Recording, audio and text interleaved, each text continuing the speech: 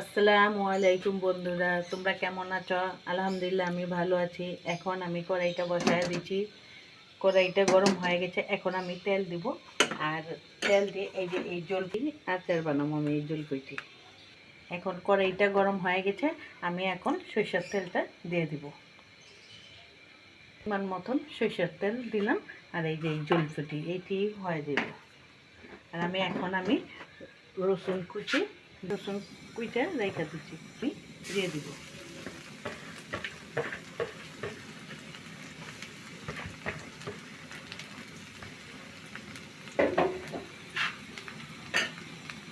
আমি এই জলপাইয়ের আচারটা আমি একেবারে সহজ পদ্ধতিতেই বানাবো।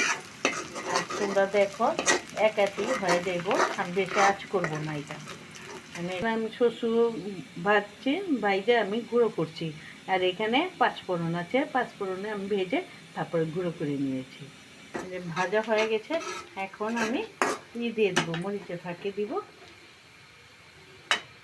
মরিচের ফাঁকি দিয়ে দিলাম। মরিচের ফাঁকি 1 চামচ আর অর্ধেক দিয়েছি। আর এটা হলুদটা দেবো কালারের জন্য।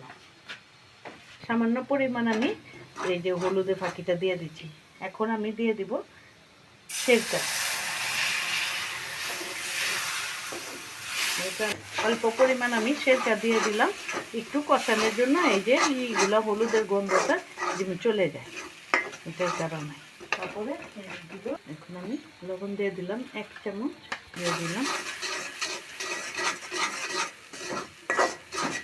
দিয়ে দেবো চিনি, দিয়ে দেবো পরিমাণ মতন চিনি দিচ্ছি, আর একটু লাগছে।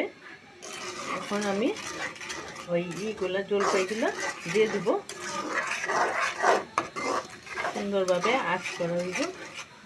শেষে আমি পাঁচফোড়নটি দিয়ে দিব। আপনারা দেখতে থাকেন আর আমার সাথে থাকেন।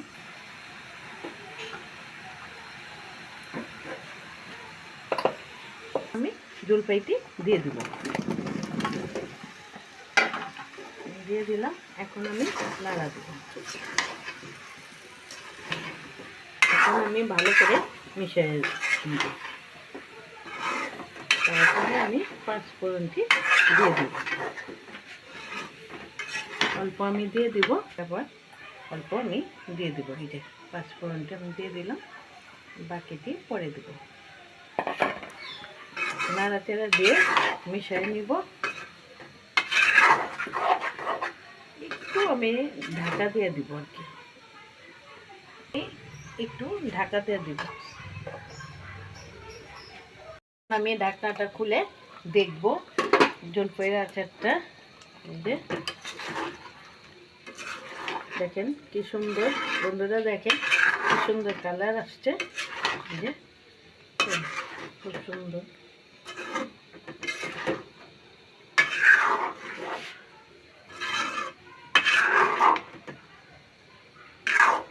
বন্ধুরা এই যে দেখো, আমি শুকনো মরিচ ভেজে গুঁড়ো করে নিয়েছি। এখন আমি এটার মধ্যে দিয়ে দেব।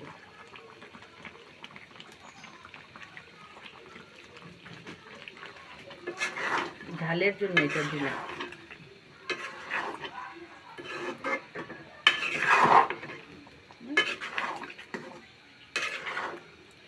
কালারটা খুব সুন্দর।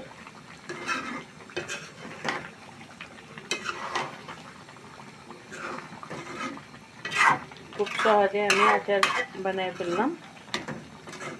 এরকম তোমরা এইরকম বাসায় বানিয়ে খেতে পারো। তোমরা দেখো খুব সুন্দর কালারটা। আমি খুব ঝটপটে এই আচারটা বানাইলাম। তো এখন আমি এই যে পরিবেশন করব এই আচার। এই যে দেখো কত সুন্দর হয়েছে। দেখো এখন আমি পরিবেশন করব।